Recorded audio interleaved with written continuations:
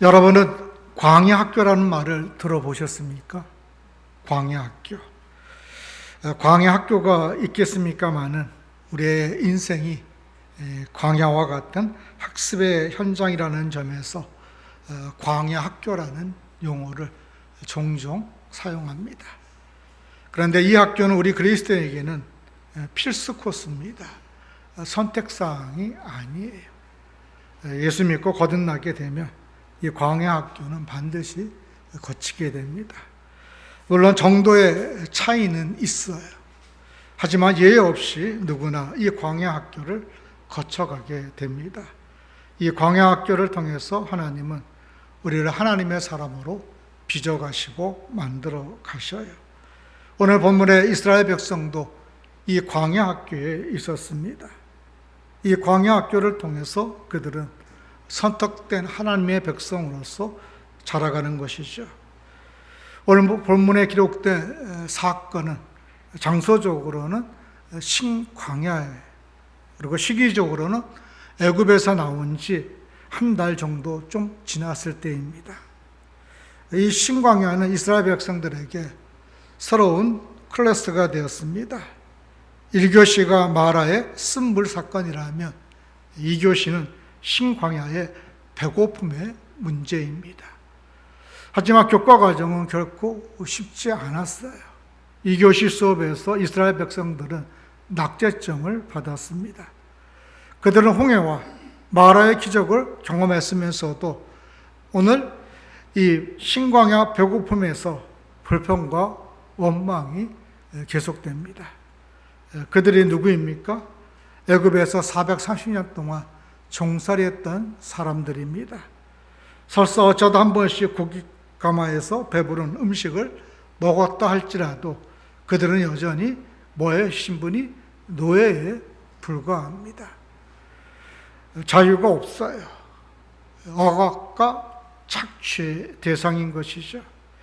그런데 그들이 광야에서 배고픔에 시달리게 되자 옛 애굽에서의 노예 생활을 그리워하고 있습니다. 사실 하나님의 선택된 백성으로 그들이 지금 이 큰 광야에서 누리는 자유는 그 어떤 것과도 비교할 수 없는 큰 복입니다. 우리는 자유국가에서 자라니까 자유가 당연하게 느껴지지만 조금만 우리 주변에 살펴보면 그렇지 않은 나라들이 많아요. 자유가 없다라는 것이 얼마나 큰 불행인지는 우리는 역사적으로도 알고 있고 또 우리의 삶을 통해서도 경험하고 있습니다. 이스라엘 백성도 마찬가지죠. 애굽에서 노예할 때 생활이 얼마나 힘들었겠어요. 그들이 배불리 먹었다 한들 노예의 신분에서 먹는 음식이 어떠했겠습니까? 별 볼 일 없었겠죠. 또 그들이 보장한다는 안정된 집과 삶이라 할지라도 지금 자유를 누리면서 하나님의 백성으로 살아간다는 그것과 비교한다면 아무것도 아닌 것이죠. 그런데 그 가치를 몰랐어요. 그들이 자유롭게 하나님을 예배할 수 있다라는 사실. 이것은 정말 신앙인에게 있어서 큰 복입니다. 내가 나오고 싶을 때 나와서 예배드릴 수 있고 쉬고 싶을 때 쉬는 곳에서 예배드릴 수 있다는 것. 일상의 모든 곳에서 예배드릴 수 있다는 것은 성도에게서 큰 복이에요. 지금 이 시간 예배당에서 여러분들이 예배드리고 있지만 지금 또 이 시간 일상에서, 가정에서, 차에서 예배드리는 분들이 있어요. 그런데 그곳에 누가 함께 하신다는 걸? 하나님이 함께 하신다는 거예요. 하나님을 예배할 수 있는 자유. 아무나 얻는 자유가 아닙니다. 그런데 오늘 이스라엘 백성들은 그들의 육체의 필요 때문에 하나님 앞에 원망하고 불평하고 있어요. 마치 이것은 우리가 천국을 향해 나아가는 생명의 삶을 살면서도 때로는 십자가 져야 하는 일들 때문에 때로는 좁은 길로 가야 하는 일 때문에 우리가 신앙생활 하는 것에 대해 부담스러워하고 두려워해서 옛날로 돌아갔으면 좋겠다라고 생각하는 것과 비슷합니다. 가끔 신앙생활 하는 것이 이렇게 힘든 것인지 몰랐다라고 고백하는 분들이 있어요. 그냥 예수 믿고 복 받고 편안 죽게 사는 건 줄 알았는데 진리를 알면 알수록 자유 속에 또 내가 자유에 대한 책임을 져야 하는 몫이 남아있다는 사실을 기억하게 되면 힘들어지는 거죠. 옛생활 우리가 누리던 거 즐거웠던 것은 분명합니다. 그러나 우리는 잘 알고 있어요. 그 모든 것들이 얼마나 허무한 것인지, 결코 그것이 우리에게 영원한 행복을 가져다 줄 수 없고 우리에게 영원한 생명을 줄 수 없다는 사실을 우리는 잘 알고 있습니다. 친구와의 우정이 진짜인지 가짜인지는 광야에 있을 때, 어려울 때 보면 잘 알 수가 있습니다. 내가 광야에 있을 때 외면하는 친구는 가짜 친구죠. 내가 광야에 있을 때 함께하러 오는 친구가 진짜 친구입니다. 이처럼 참된 우정은 광야에서 적나라하게 드러나요. 마찬가지로 우리의 믿음도, 우리의 삶이 광야에 있을 때 진짜인지 가짜인지 잘 드러나게 됩니다. 참된 믿음은 광야에서 밝히 드러나게 되어 있어요. 오늘 본문에 보면 이스라엘 백성이 광야에서 얼마나 하나님을 원망하는지 본문 가운데 원망이라는 단어가 수없이 나옵니다. 모세와 아론을 향해서 거침없이 원망을 쏟아내요. 결국 그들의 믿음의 문제였습니다. 불신앙이 원망을 만들었고 거침없는 원망이 그들로 하여금 더욱 믿음이 없게 하였음을 보게 됩니다. 그렇다면 우리의 삶에 찾아오는 광야에서 우리들은 어떠한 반응을 보이면서 살아야 할까요?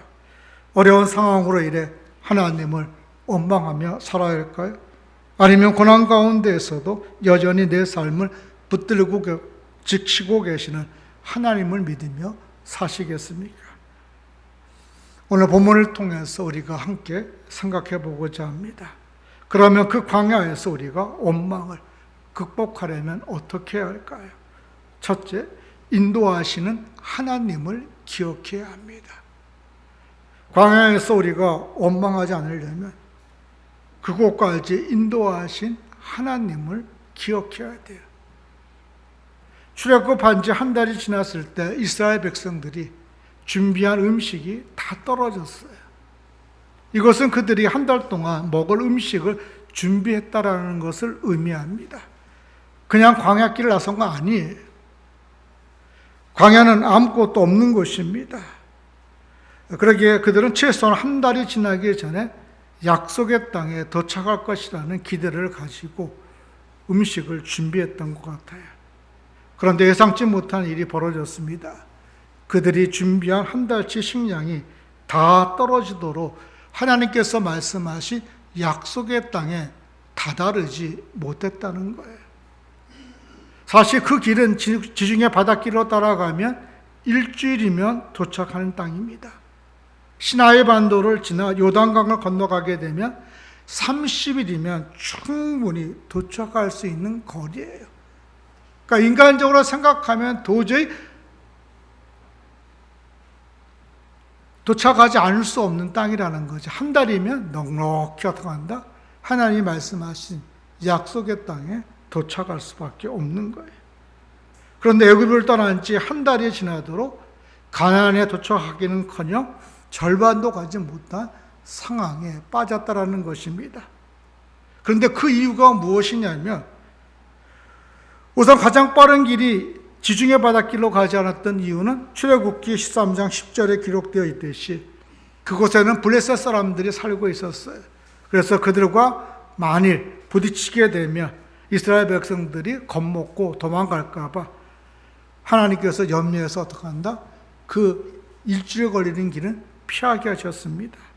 그래서 바닷길을 포기하고 저 멀리 돌아가는 홍해 광야길로 가게 된 것이에요. 문제는 광야길을 가더라도 얼마면 도착한다고요? 한 달이면 충분히 도착하는지 얘기예요. 근데 한 달이 지나도록 도착하지 못했어요. 누가 인도했는데? 하나님이 인도했는데. 내가 가도 한 달이면 도착하는데 하나님이 인도하셔가지고 오셨는데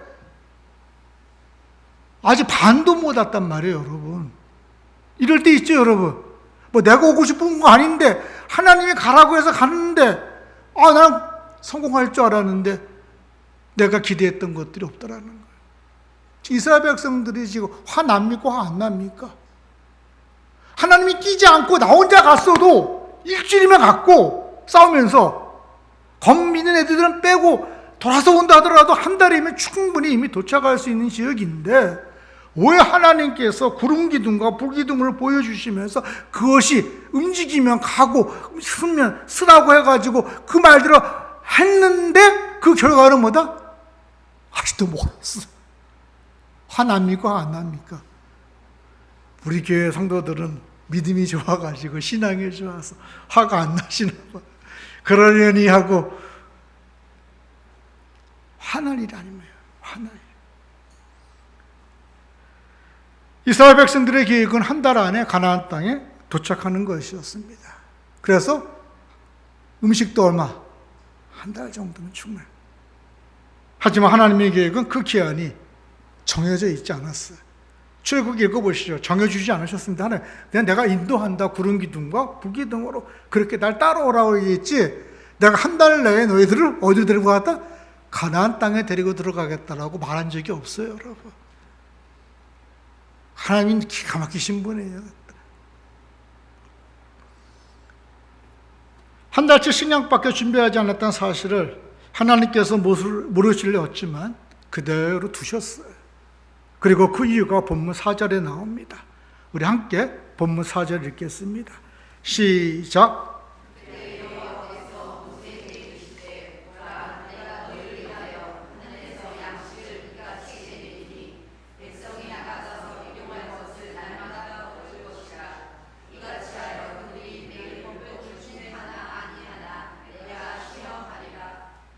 그러니까 하나님의 계획은 한 달 안에 가나안 땅에 도착하는 것이 아니라 이스라엘 백성들이 하나님의 율법을 지킬 것인가 안 지킬 것이냐 시험하는 것이 하나님의 계획 속에 있었습니다. 다시 말해서 이스라엘 백성들이 출애굽을 했지만 하나님의 백성으로서의 삶을 살 수 없을지 그것을 훈련시킬 장소가 어디였다는 거예요? 광야예요. 하나님은 광야에서 이스라엘 백성들을 뭐 할 계획을 갖고 계셨다? 훈련할 계획을 갖고 계셨다는 거예요. 그러니까 훈련한 다음에 어떻게 한다? 약속하신 땅으로 인도하시겠지만 약속의 땅에 들어가기 전까지는 훈련을 피할 수가 없었던 것이죠. 근데 이스라엘 백성들은 그 사실을 알았다 몰랐다? 몰랐다는 것이. 그러니까 어떻게 배고픔이 왔을 때 하나님을 향해서 원망하고 불평하게 될 수밖에 없었던 것이죠. 오늘 우리들에게도 하나님의 인도에 대한 동일한 시험이 있습니다. 충분히 준비했다고 생각했는데 헌신했다고 했는데 수고했는데 터무니없이 부족해가지고 낭패를 볼 때가 있다라는 것이죠. 내 생각에는 최선을 다했는데 상대는 그것으로 택도 없다 하지 않습니까? 우리의 인생은 항상 이 문제로 고민하고 갈등하고 돌파구를 찾고자 애쓰면서 수고하고 있어요. 그런데 어떤 문제로 고민하고 갈등하든지 그 상황을 허락하신 분은 누구시다? 하나님이시라는 거예요. 이걸 잊어버려서는 안 돼. 지금 여러분들이 있는 그 자리가 광야이든 광야가 아니든 그곳으로 인도하신 분은 누구시다? 하나님이시고 만약 그 자리가 광야라면 그곳에서 하나님께서 나를 하나님의 삶으로 만들고자 하는 뭐가 있는 것이? 계획이 있는 것이. 이스라엘 백성들이 먹을 것이 없다라고 원망하고 불평할 때 하나님께서 뭐 내려주시죠? 만나와 메추라기를 내려주시겠다라고 말씀하십니다. 만나와 메추라기는 이스라엘 백성들이 원망하고 불평하기 전에 내려주지 않으셨어요. 이왕이면 원망하고 불평하기 전에 내려주는 것이 좋지 않습니까? 그런데 하나님은 뭘 시험하기 위해서? 이스라엘 백성들을 시험하기 위해서 만나와 메추라기를 내려주지 않으셨어요. 언제 때까지? 원망하고 불평할 때까지. 그러니까 우리가 뭐 할 줄 알았어요? 원망하고 불평할 줄 알았다는 거예요. 조금만 잘못되면 원망하고 불평하는 존재가 누구다? 우리라는 것이죠. 그때 하나님께서 어떻게 하시려고? 만나와 메추라기를 내리시려고 준비하고 계셨다라는 것입니다. 그래서 그들로 하여금 자신이 준비한 양식에 의존하여 하루하루 살아갈 수밖에 없는 것이 하나님의 백성의 삶임을 알게 하시려는데 그 목적이 있었다는 것입니다. 하나님께서 만나와 메추라기를 내려주실 때 40년 동안 먹을 양식을 주셨습니까? 아니요. 한 번에 내려주지 않고 매일매일 필요한 만큼만 주셨어요. 근데 오늘 우리가 원통한 게 뭡니까? 그 매일매일이 아니라 내 죽을 때까지 하나님이 그 몫을 좀 냉장고에다 냉장 창고에다 딱 들여놓고 살고 싶은 게 우리 마음 아닙니까? 그래서 난 먹을 거 걱정 없어. 근데 하나님은 그렇게 하려는 하나님이 아니라는 거예요. 매일매일 신선한 음식을 먹이시는 분이에요. 우리 엄마들은 냉장고에 저장해놨다가 한 달이 지났는지 두 달이 지났는지 모르지만 기억날 때 기억해가지고 밥 반찬해 주지만 우리 하나님은 그런 거야. 매일매일. 누가 더 정성이 있는 거예요, 여러분? 왜 웃으세요? 다 경험이 있으신가 봐. 뭐 저도 그래봐서 그걸 알아요. 근데 우리 하나님은 매일매일. 생각해보세요. 40년 동안 안 썩겠어요, 여러분? 하루만 지나도 썩을 수 있는 거예요. 그러니까 하나님께서 제일 싱싱한 걸로 공급해 주시는 거예요. 그러므로 우리는 광야의 자리에 설 때마다 여기까지 인도하신 하나님이 어떤 분이신지를 기억해야 됩니다. 시편 23편에서 다윗은 푸른 초장 맑은 물가로 인도하시는 하나님이 나의 하나님이라고 고백하면서 동시에 뭐라고 고백하시죠? 사망의 음침한 골짜기에서 나를 건지실 분이 누구라고? 하나님이라고 고백하셔요. 근데 우리는 건지는 데 초점이 있는데 하나님 나 어디로 밀어넣었다? 사망의 음침. 하나님께서 때로는 내 인생을 푸른 초장 맑은 물가로 인도하시기도 하셨지만 하나님께서는 때로는 내 인생 어디로? 사망의 음침한 골짜기로. 이번에 여러분들이 피그닝 가면은 경험할 수 있어요. 그죠? 사망의 음침한 골짜기 있죠. 그걸로 인도하실 때가 있다라는 거예요. 그때도 여전히 우리가 뭘 가져야 돼요? 이곳까지 인도하신 분이 누구시다? 하나님이시다. 이 믿음이 있다면 우리가 두려울까요? 두려우지 않을까요? 두렵지 않은 거죠. 광야에서 우리가 기억해야 될 것은 이곳까지 인도하신 분이 누구시다? 하나님이라는 사실이에요. 그 사실을 기억하면서 우리가 원망과 불평에 쌓이기보다는 하나님 앞에 찬양을 올려드리는 우리 모두가 될 수 있기를 원합니다. 광야에서 우리가 원망을 극복하려면 둘째, 원망을 들으시는 하나님을 기억해야 합니다. 오늘 본문을 자세히 살펴보면 눈에 많이 띄는 단어가 있습니다. 원망이라는 단어예요. 이스라엘 백성이 모세와 아론을 원망했다라고 기록되어 있어요. 하지만 그들은 모세와 아론을 원망한 것이 아니요 하나님을 원망한 것입니다. 그것을 공급하지 않은 분은 누구예요? 하나님이시기 때문에. 사람에게 하는 것 같지만 사실은 누가 한 거예요? 하나님이에요. 제가 여러분을 위해서 기도할 수 있지만 여러분의 필요를 채워줄 수 있습니까? 없습니까? 없어요. 여러분의 필요는 누가 채워주시는 거예요? 하나님이 채워주시는 거예요. 근데 가끔 가다 보면 여러분들이 사람을 원망할 수가 있어요. 남편이 조기에 퇴직할 수 있습니다. 그래서 원치 않게 가정을 돌볼 수 없는 상황이 있을 수 있어요. 근데 그것이 남편 잘못입니까? 일자리에 끌으신 분이 누구시에요, 여러분? 하나님이셔요. 이걸 여러분 놓치면 안 돼요, 여러분. 그래서 우리가 남편을 위해서 기도해야 되고 아내를 위해서 기도해야 하는 이유가, 자녀를 위해서 기도해야 하는 이유가 걔들이 똑똑해서 그 자리에 있는 게 아닙니다. 하나님께서 일할 수 있도록 허락하셨기 때문에 있는 거예요. 그런데 어느 하나님께서 그것을 닫아버리면 어떻게 돼? 씩씩하는 거예요. 잘 나가던 사업도 어떻게? 문을 닫게 되는 거예요. 그렇다면 우리가 남편이나 자녀들을 원망할 이유가 있습니까? 없습니까? 없는 거예요. 누구 앞에 나가서 원망해야 돼? 하나님 앞에 나가서 엎드려 기도해야 되는 거예요. 하나님 그러면 내가 못 산다라고.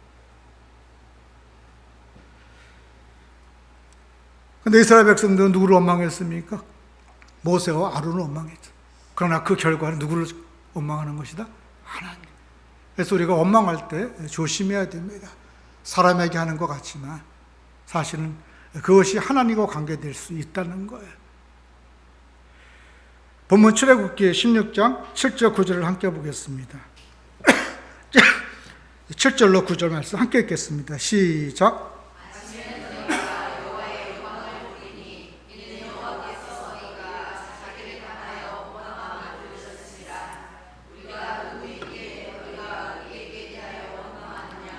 모세가 또 이르되 여호와께서 저녁에는 너희에게 고기를 주어 먹이시고 아침에는 떡으로 치리니 이는 여호와께서 자기를 향하여 너희가 원망하는 그 말을 들으셨습니다.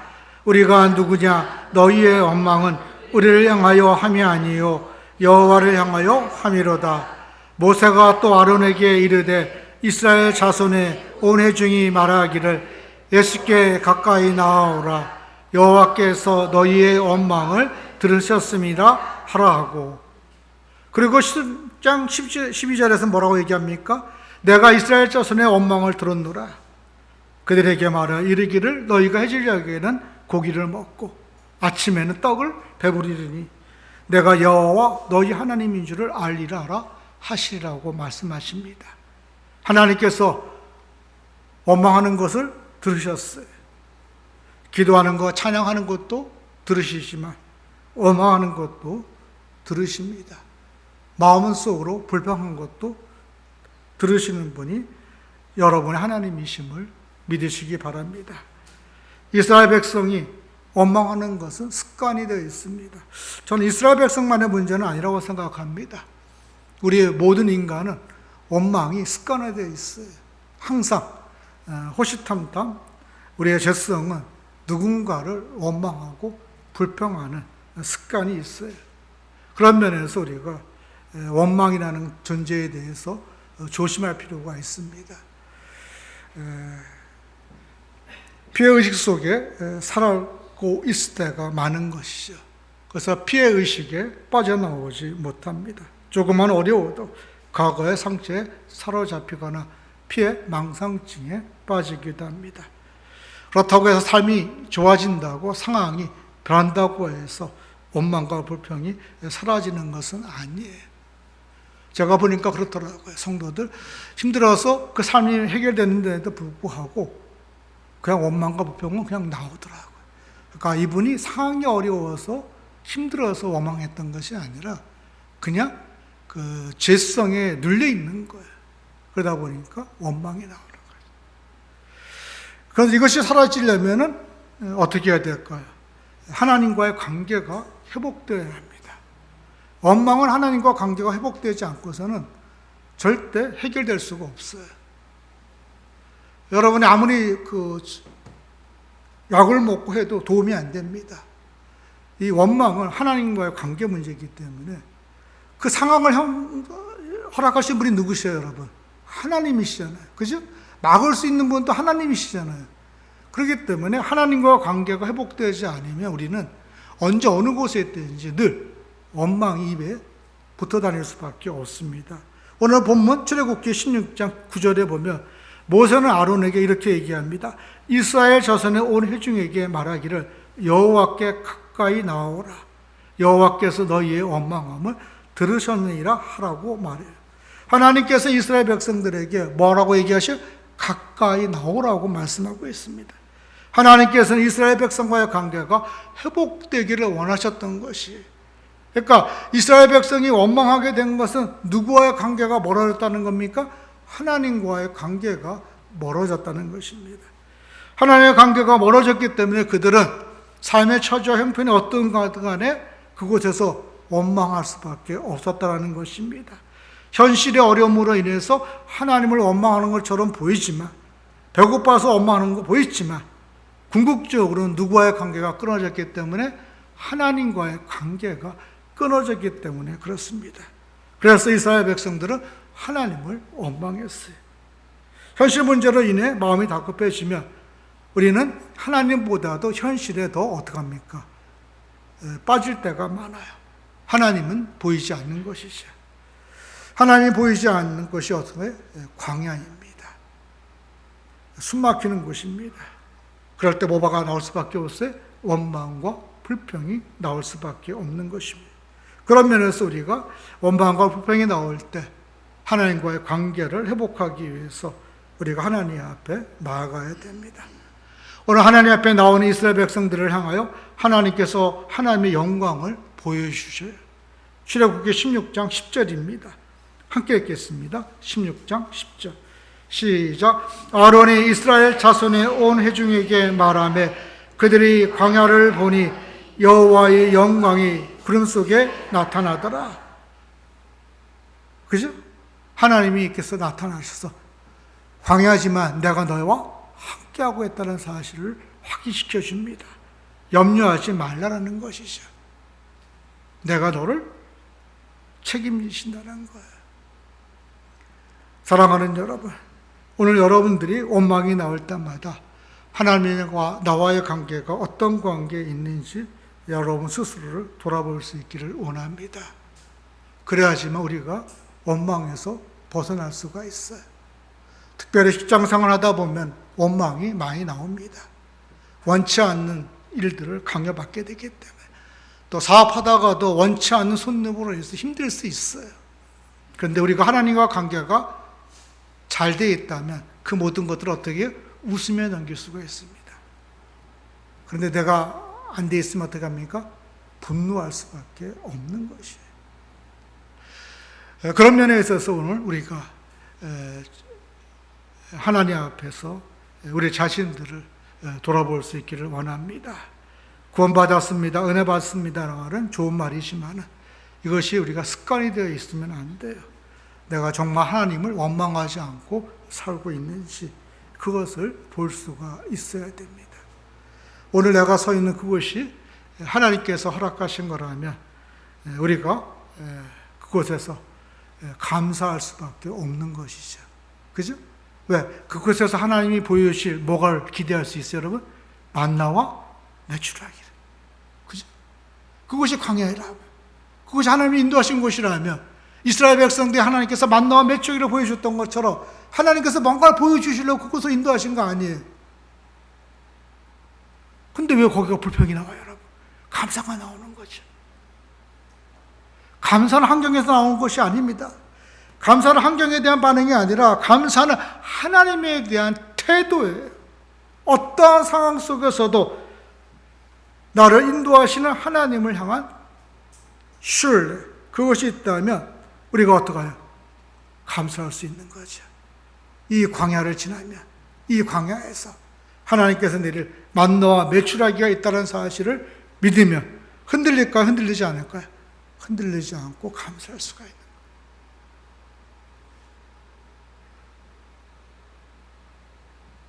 전에는 이 부분이 제가 흔들렸어요, 계속. 그래서 왜 교회가 안 큰 거에 대해서 상당히 뭐냐면 하나님과 싸웠어요. 근데 돌이켜보니까 하나님과 나와의 관계가 삐뚤어졌다. 근데 하나님은 이 공덕 속에서 만나와 매출하기를 매일 주시더라고요. 아멘?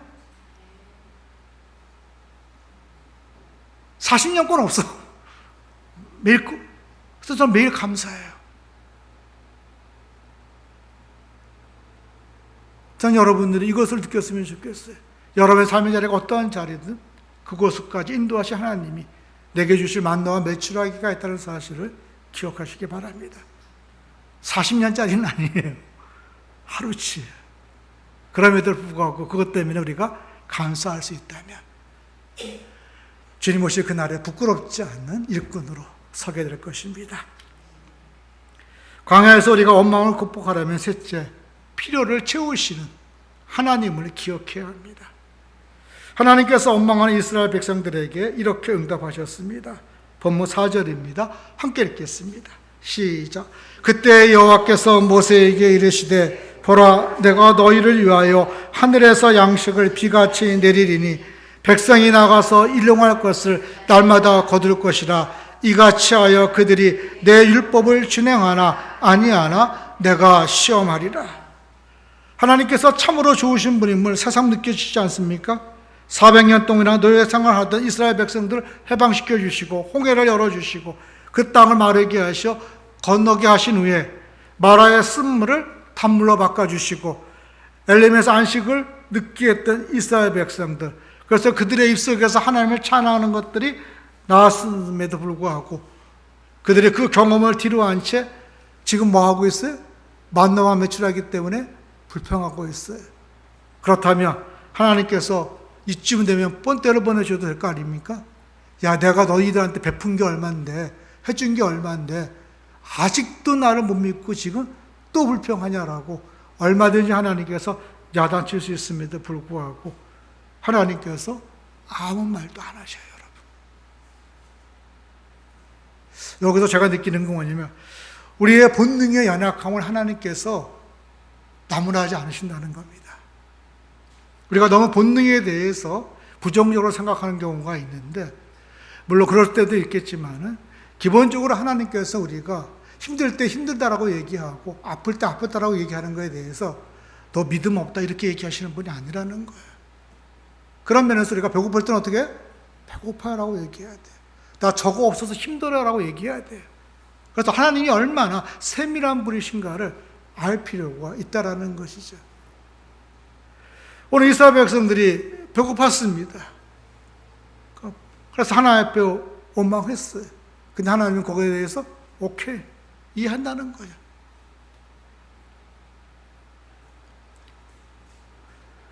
그러므로 오늘 하나님께서 그들에게 일용할 양식을 내리셨습니까? 안 내리셨습니까? 내리셨단 말이에요. 그들의 필요를 채워주셨어요? 안 채워주셨어요? 채워주셨어요. 이 점에서 우리는 오늘 우리의 육신의 필요를 채워주시는 분이 누구시다? 하나님이시다. 만약 안 채워주시면 거기에 뭐가 있다? 또 다른 만나와 매출화가 있다는 사실을 기억하시길 바랍니다. 결코 그 광야가 헛되지 않아요. 허망하지 않아요. 내가 보지 못한 것들을 보게 되고 경험하지 못한 것을 얻게 돼요. 그것이 하나님이 우리를 부르신 광야입니다.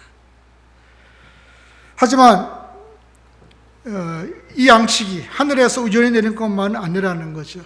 하나님께서 의도하고 계시고 내려주신 것이라는 거예요. 본문 5절을 보겠습니다. 함께 읽겠습니다. 여섯째 날에는 그들이 그 거둔 것을 준비할지니 날마다 거두던 것에 갑절이 되리라. 양식이 하늘에서 비같이 내리는 것도 기적 같은 일이지만 매 7일 안식일 전날에는 2배씩 거둘 수 있게 된 것도 더 기적 같은 일 아닙니까? 이것은 양식이 하늘에서 우연히 내리는 것이 아니라 하나님의 계획과 뜻 가운데 내려지는 것임을 보여주는 것입니다. 하나님께서 왜 이스라엘 백성들을 이렇게 만드셨을까요? 그것을 하나님께서 그들이 살아가는 것은 땅의 것이 아니라 하나님으로 말미암아 살아감을 알게 하기 위함인 것입니다. 만나가 하늘에서 내린 것으로 모든 문제가 해결되었습니까, 여러분? 해결 안 되었어요. 육신의 배가 부른 것은 문제가 해결되는 것은 아닙니다. 사람은 뭐가 배불러야 돼요? 영혼이 배불러야 돼요. 만나는 하나님의 말씀을 의미하기도 합니다. 그 사실을 예수님께서는 요한복음 6장 23절로 32절로 33절에서 말씀하셨어요. 한번 함께 찾아보시겠습니다. 만나와 메추라기가 단순히 육신의 떡만은 아닙니다. 오늘 하늘에서 내려온 떡임을 이야기하여 누가 얘기해 주시냐면 예수님께서 그 얘기를 하십니다. 요한복음 6장 32절로 33절입니다. 신약 153쪽 함께 읽겠습니다. 시작. 예수께서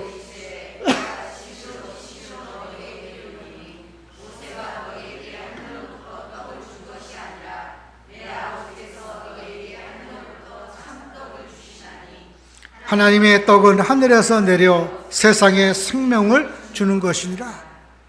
하나님께서 우리에게 만나를 주시는 거는요, 단순히 세상에서 우리 보고 하루 이틀 먹고 살라고 주시는 것이 아니에요. 이것을 공급하시는 이가 누구시다? 하나님이심을 모르는 사람들에게 알려주어 그들에게 생명의 떡이 필요함을 알게 하려는데 그 목적이 있다라는 것이. 아시겠습니까, 여러분? 그래서 우리는 단순하게 육신의 문제가 해결됐다라고 자유하면 안 됩니다. 한 걸음 더 나아가 그럼 내 영혼의 문제는 어떻게 되었는가를 체크해야 된다는 거예요. 영혼의 문제. 육신의 문제가 해결되었다면 이제 영혼의 문제도 해결돼야지 진정으로 우리의 문제가 해결된 거 아닙니까, 여러분? 하나님께서 만나를 통해 하나님께서 이스라엘 백성을 책임지시는 여호와의 심을 이스라엘 백성들이 알기를 원하셨어요. 죽고 사는 것이 생명이 누구 손에 달려있다? 하나님께. 이스라엘 백성들이 알기를 원했던 것이죠. 예수님께서도 공생애를 시작하기 전 마귀에게 시험을 당했습니다. 예수님께서는 40일을 금식하신 후에 광야에서 마귀에게 시험을 당했어요. 지금 비교해 보니까 어떻습니까, 여러분? 이스라엘은 하루에, 예수님은 40일을 금식했어요. 똑같은 광야에서. 예수님은 40일을 금식하시고서 사단에게 유혹을 받았습니다. 근데 이스라엘 백성은 실패했지만 예수님은 실패했습니까? 실패하지 않았습니까? 실패하지 않으셨어요. 마귀가 예수님께 내가 만약 하나님의 아들이었거든 명하여 이 돌들로 뭐 만들어라? 떡으로 만들라고 이야기했어요. 그때 예수님께서 뭐라고 얘기하십니까? 사람이 떡으로만 살 것이 아니요 하나님의 입으로 나오는 모든 말씀으로 살 것이라고 말씀하십니다. 40일의 금식 후 예수님의 모습은 광야에 있는 이스라엘 백성들의 모습보다 더 처참했습니다. 40일에 여러분 말도 건넬 수 없는 상황이에요. 그럼에도 불구하고 예수님께서는 마귀에게 무릎 꿇었다 안 꿇었다? 안 꿇으셨어요. 오직 하나님의 말씀을 붙잡으시고 하나님의 말씀이 우리를 살린다라고 선포하셨습니다. 그러나 이스라엘 자손은 그것을 믿지 못했죠. 더 정확히 표현하면 믿지 않았던 것입니다. 그래서 하나님께서 이스라엘 자손들에게 하나님의 영광을 보여주시는 거예요. 그러려고 배고픔에 광야를 허락하신 것입니다. 그 사실을 우리는 본문 11절과 12절에서 확인할 수가 있습니다. 함께 읽겠습니다. 시작. 여호와께서 모세에게 말씀하여 이르시되 내가 이스라엘 자손의 원망을 들었노라. 그들에게 말하여 이르기를 너희가 해질 때에는 고기를 먹고 아침에는 떡으로 배부르리니 내가 여호와 너희 하나님이신 줄을 알리라 하라 하시니라. 그죠? 하나님께서 광야를 통해서 하나님의 하나님 되심을 보여주고 있는 것입니다. 오늘도 마찬가지입니다. 하나님께서 우리를 광야를 통해서 하나님의 하나님 되심을 보여주기를 원하시는 거예요. 그러므로 여러분의 인생의 광야 앞에서 절망하지 마시고 오늘 그 광야 속에서 하나님께서 내게 주실 만나와 메추라기가 무엇인지 바라보시면서 주님 오실 그날까지 하나님의 백성답게 자녀답게 살아갈 수 있기를 주의 이름으로 축원합니다. 기도하시겠습니다.